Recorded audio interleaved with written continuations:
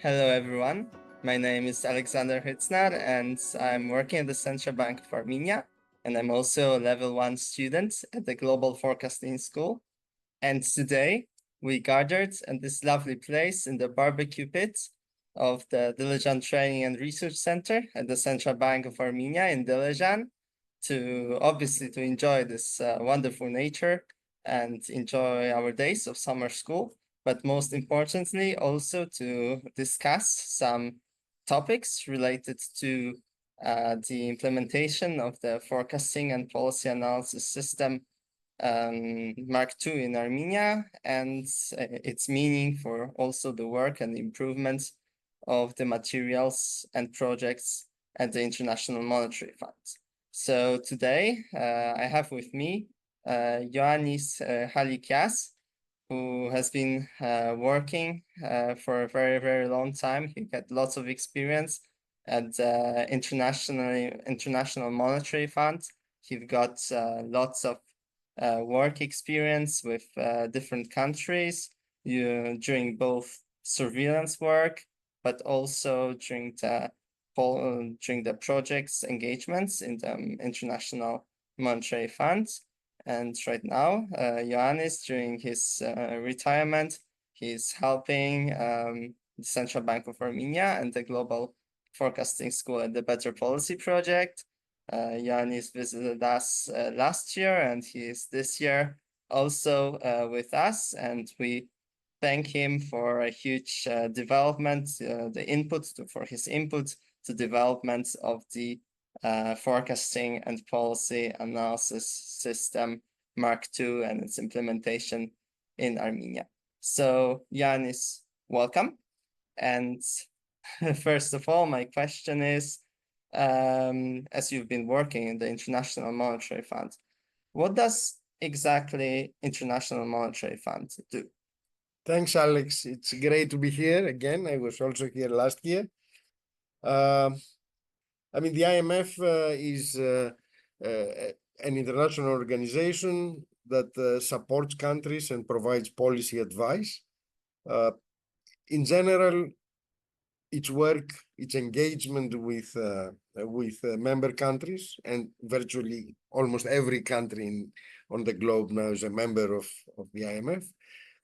So this engagement falls generally into two categories, which are interrelated sometimes. One is what we call surveillance. This is an exercise that the IMF does with all member countries, every member country. Typically, it's done on an annual basis, once a year. That's the prevalent frequency of these types of consultations. What it involves is that an IMF team representing the IMF engages in very deep and detailed policy discussions with member countries to assess the macroeconomic situation, assess risks that are either global or domestic, and discuss the appropriate macroeconomic policy stance in the face of this macro environment. The discussions cover the broad range of macroeconomic policies, including fiscal, monetary, structural policies, etc. So this is one side. The other side of IMF, the other type of IMF engagement is program work engagement. This is undertaken with countries that face a balance of payments needs, and it involves financial support, lending from the IMF to the countries to address these needs. The way this is set up is the IMF and the member country agree on appropriate policy targets to address these needs. There are fiscal policy adjustments, monetary policy adjustments, and other macro structural policy adjustments as needed. And based on progress in achieving these targets, there is IMF financial support forthcoming. This is done, it's usually not done upfront. So there are frequent program reviews to assess progress with the program targets. These are done quarterly or annually, depending on the situation. Now, there is a distinction in programs between cases where there is an actual balance of payments need established at the time of the program approval, and this involves direct financial support from the outset. There are cases where there is no actual balance of payments need, but based on plausible risks, it's assessed that a balance of payment gap could emerge sometime in the future, in which case financial support would be provided, assuming the program is on track, once these risks materialize and an actual balance of payment gap opens up. So these are the two types of country engagement. Perfect. Thank you. Thank you very much, Ioannis. And before I jump into the analysis of FPAS Mark II, into the surveillance of program engagement work, can I ask you about, since we are located right now in Armenia, so are there any projects that IMF conducts with Armenia, or is just the surveillance work that's happening? Or in the recent surveillance work always happens. I mean, there is whether there is a program or not. Currently, the Armenia is engaged with the IMF also with what we call a precautionary program.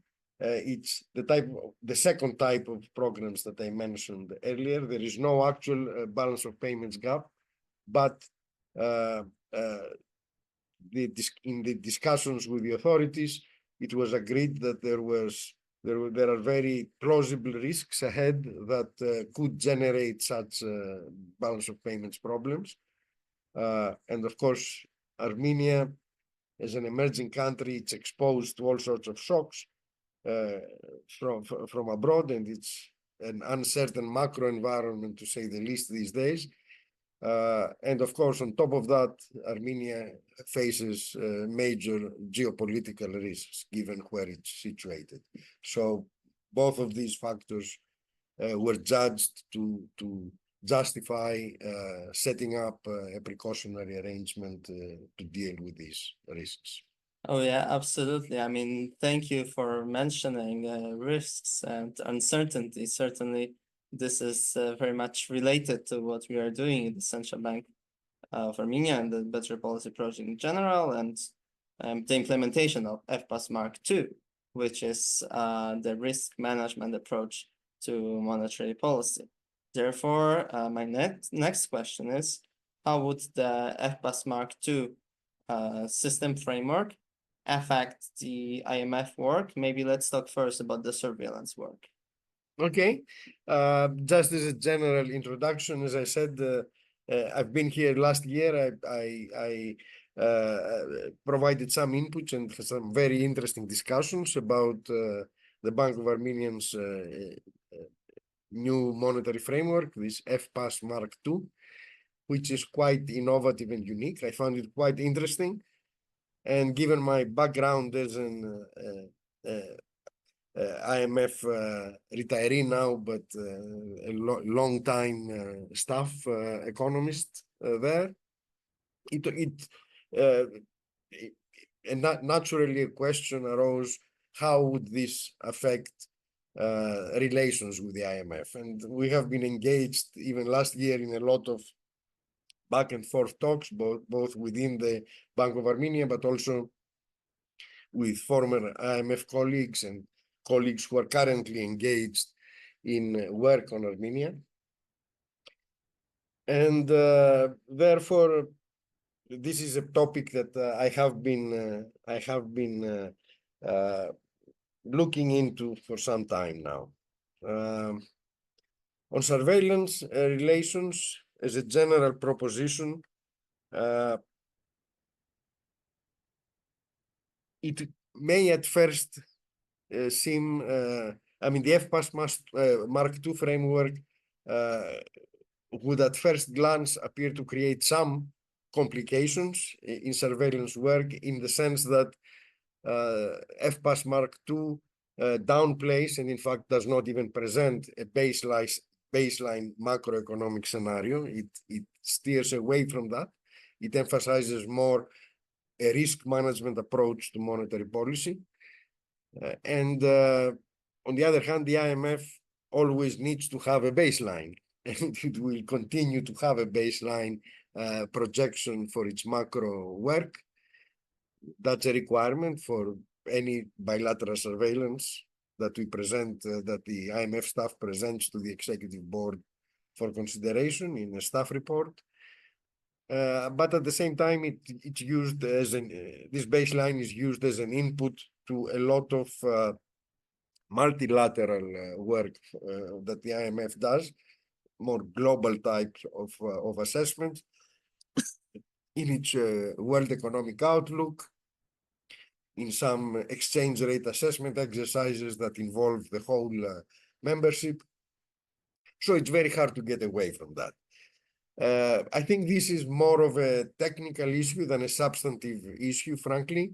First of all, even technically, during surveillance consultations, you don't need to reach exact agreement with the country. The IMF does not need to reach exact agreement with the country on a baseline scenario. So the IMF could come up with its own assessment of a baseline, but this does not mean that the Armenian authorities need to alter their framework in any way. In fact, by emphasizing the risks and engaging in a substantive dialogue with the authorities, the IMF staff can refine much better its own baseline by incorporating some of these risks and how they are weighted. It can provide a better assessment and, in my mind, reach a better, a more robust baseline scenario of its own. Beyond that, the IMF has for some years now emphasized the need, in fact, to systematically assess risks in its surveillance exercises.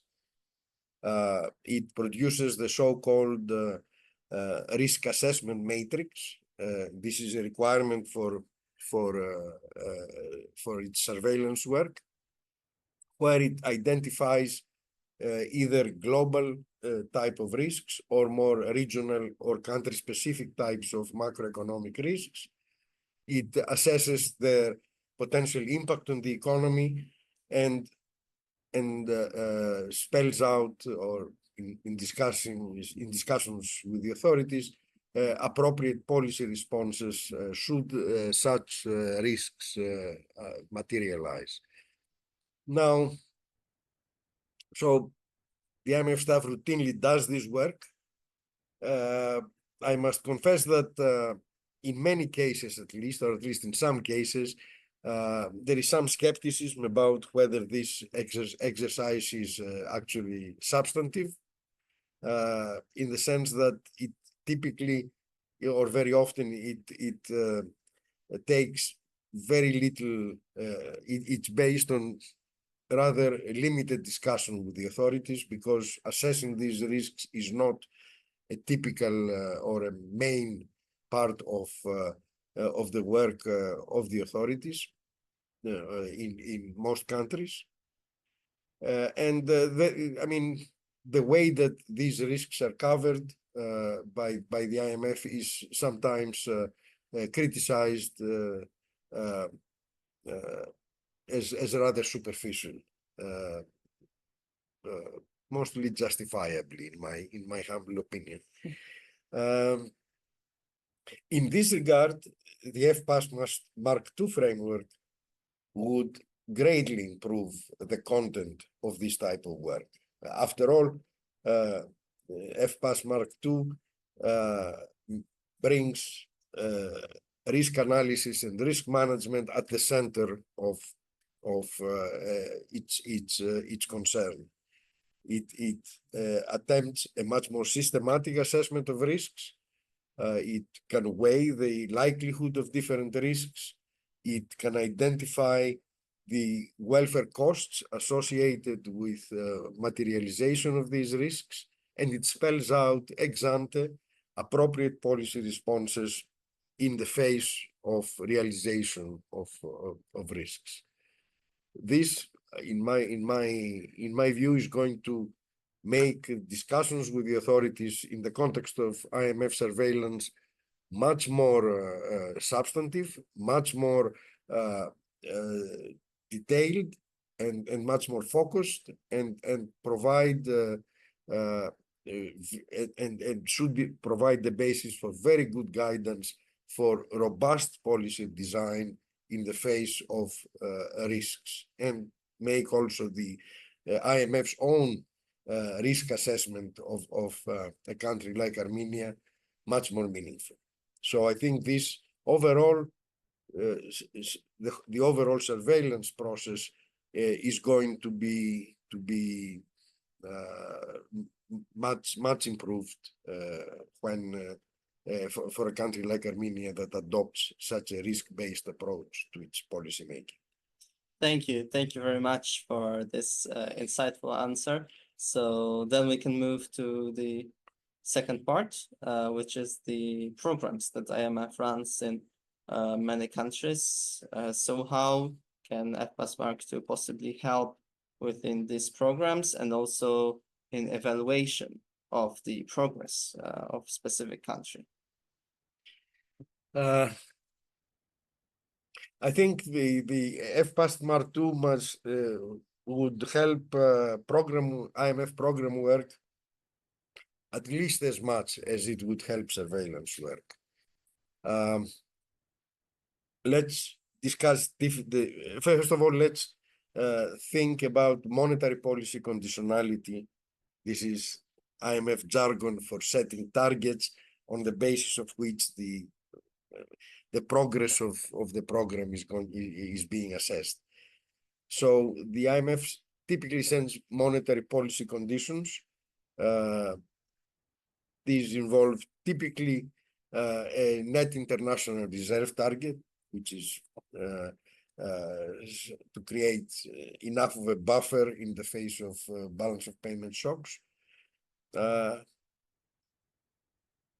This is generally introduced in almost any country under different monetary policy regimes. A more recent difficulty or challenge, let's put it that way, in adapting the way the IMF sets targets emerged with the adoption of inflation targeting in more and more countries around the globe with which the IMF has program arrangements. There was some discussion as to what type of monetary conditions would be relevant for an IT framework country. In the end, the typical way that the monetary policy is being monitored under programs is to set the so-called inflation consultation bands. So essentially, the IMF and the authorities agree on a particular range every quarter within which inflation should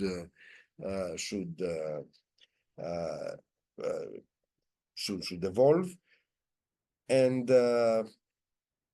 if these bands are breached, this should lead to consultations with the IMF staff and the IMF executive board to determine whether first of all, these deviations from the band are justified, and secondly, whether the authorities' monetary stance is appropriate to bring inflation back to the authorities and the program medium-term inflation targets. Now, how could FPAS Mark II help here? Again, this was the inflation consultation band solution is not by any means perfect, and its implementation has often been criticized. First of all, the main problem, which is very difficult to address, is that the setting of inflation consultation targets is not forward-looking enough. Typically, monetary policy can affect inflation with a lag, so the question is not whether current inflation is at an appropriate level, but whether over the near term inflation is going to remain there. This is a very difficult problem to address in general in designing programs. A second criticism concerns the width of the bands.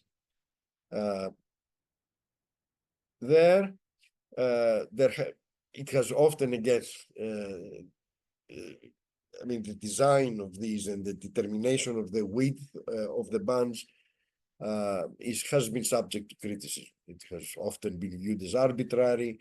The explanation of the width of the band is viewed as not always sufficiently clearly explained. And it's in this area in particular that FPAS Mark II will help. The detailed and well-substantiated risk analysis that's an inherent part of FPAS Mark II can provide a very useful input in determining how wide these bands, these inflation bands, should be to judge whether a program remains on target. So that's at least a technical feature of the design of IMF programs with countries with an IT framework where FPAS Mark II would certainly help. More fundamentally, part of the assessment recognizes that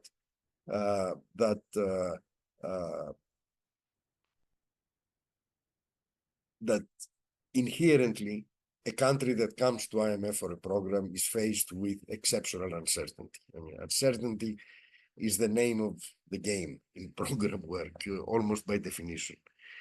The point of having these periodic reviews is not just to monitor whether targets are met, but to reassess the overall macro environment and determine whether policies need change relative to what to the policies that were originally specified under the program.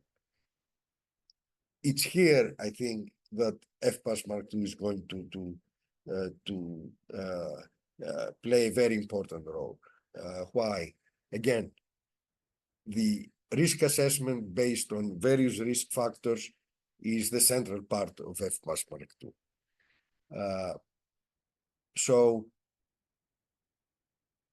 these places the IMF and the country authorities in a very good position to react very quickly to changes in macro environment as these risk factors materialize. And equally importantly, FPAS Mark II specifies ex ante policies that are appropriate to deal with materialization of such risks. So reassessment of policies, reassessment of program targets in the face of risks emerging is going to be much more solidly based analytically, much more credible in the eyes of the IMF board than having to react in the absence of of a framework that has not analyzed these risks sufficiently. So in that sense, the FPAS Mark II and IMF program design appear as almost made for each other. They really complement each other perfectly. The same considerations are also true for programs like Armenia's, which are precautionary in nature, where there is no actual balance of payments need at the time the program is approved, but such risks are conceivably very plausible to emerge under various risk scenarios. Now, a big question there is how do you determine the level of financial support before the balance of payment gap has emerged? How do you know how much financial support a country is going to need when you cannot even observe the size of the balance of payment gap? This is always so what the IMF staff together with the authorities do is they design an alternative scenario based on some plausible risks, try to assess how much what is going to impact on the balance of payments of this type of risk scenario, and calibrate financial support in line with this assessment. Very often, in the absence of systematic risk management policies by the member country, this type of an alternative scenario can end up being more or less guesswork. I mean, frankly, it's very difficult to assess ex ante if you don't have the analytical infrastructure in place to guide you. In this area also, FPAS Mark II is going to fill a very important gap. Again, FPAS Mark II quantifies alternative scenarios based on risk factors. It does a broad macro analysis of all the spillovers of particular risks on different macro variables, and even as importantly, it specifies already ex ante policy responses to address the emergence of these risks. So I think the derivation of alternative scenarios on which to base financial support and policy adjustment in precautionary programs is going to be enormously helped by having the analytical infrastructure of FPAS Mark II in place to begin with. Perfect. Thank you. Thank you very much, Ioannis. And we can clearly see, based also on this interview, how the scenario-based forward-looking guidance is useful in many scenarios, also while working with organizations such as IMF. So to conclude this interview, I would like to ask you one final question. So what should the International Monetary Fund and the Central Bank of Armenia do to maximize potential benefits of the FPAS Mark II framework? Yeah, thanks, Alex. That's a very nice question to conclude. Well, I mean, it's a new framework. Both sides have to adjust to have all these potential benefits bear fruit and create a much better, more substantive interaction between the IMF and Armenia and any other member country that adopts such a risk-based approach to monetary policy. On the IMF side, the main requirement is just to broaden its approach sometimes, to incorporate risk analysis in its own analytical work, inform its own baseline by all the risk assessments of FPAS Mark II.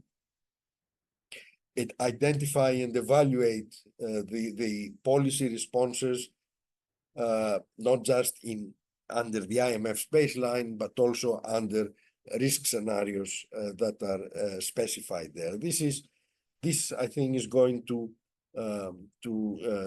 really enrich the IMF's own analytical and program-related work. It's something that it's already pursued in multilateral type of surveillance exercises that are produced by the IMF's research department and the SPR department jointly.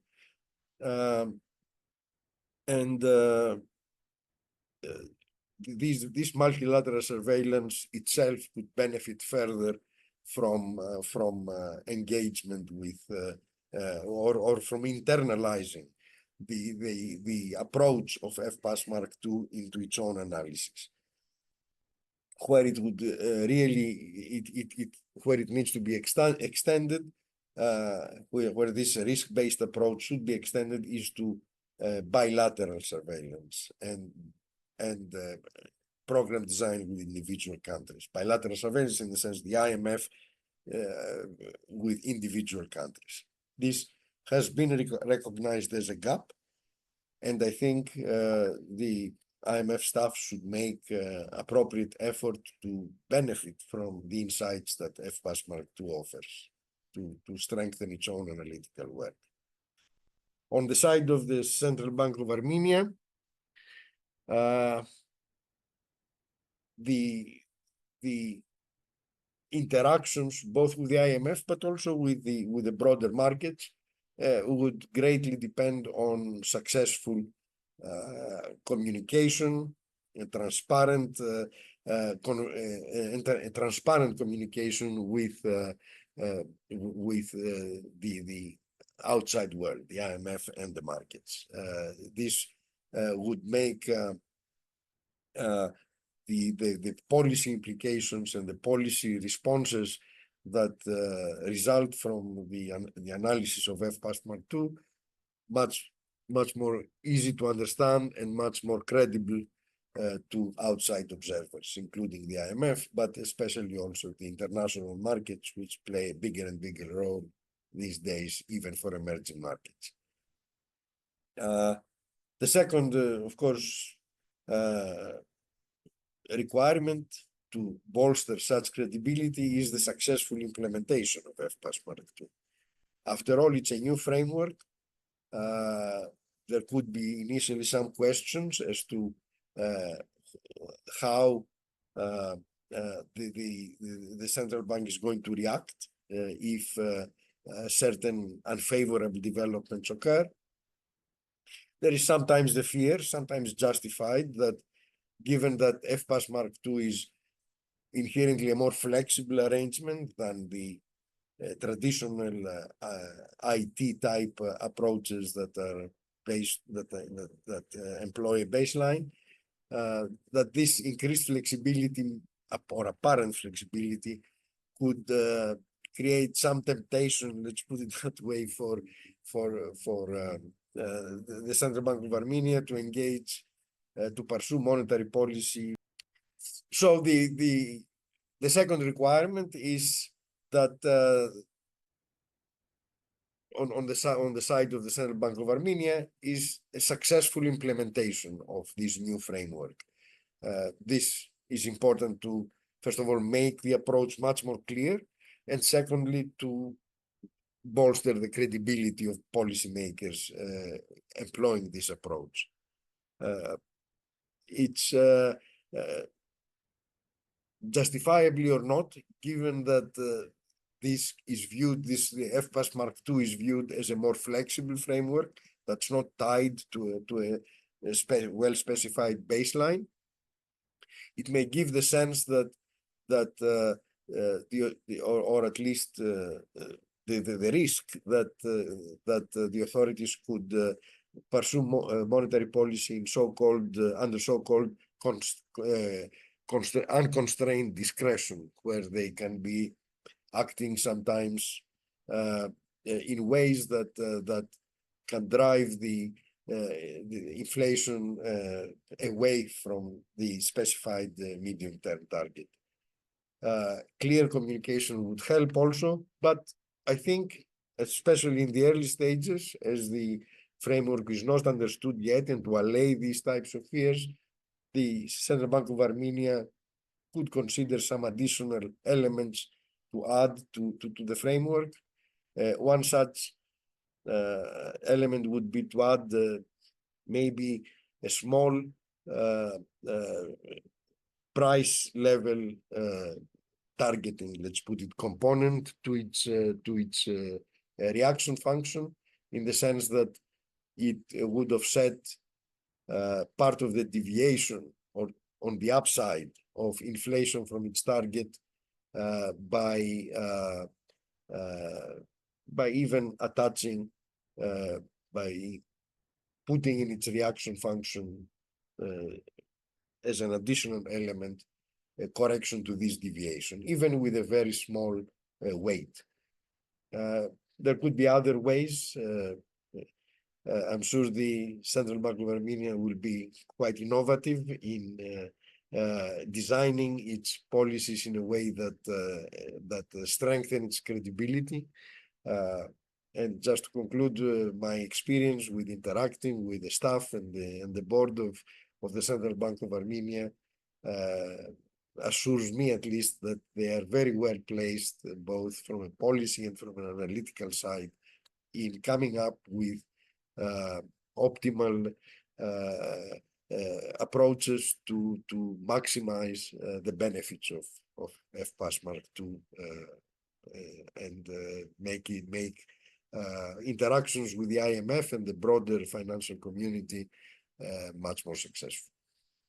Perfect. Thank you very much. I think that was a great conclusion of our discussion that we had just right now. So my guest was Ioannis Halikias, the former macroeconomist at the International Monetary Fund, as well as one of our experts at the Better Policy Project. Thank you very much, Ioannis. Thank you very much, Alex. And once again, I would like to express my appreciation and gratitude to be in this very nice place for the second year in a row now, for the second time in 2 years. It has been a real pleasure and very intellectually stimulating to interact with the excellent staff and management of this institution. It is always a pleasure to come back here and enjoy this type of interaction. Thank you very much. Thank you. Well, it's obviously very nice to have you all here. So remember to subscribe to our channel on YouTube and stay tuned for more materials on this type of topics. And we wish you a nice day. Goodbye.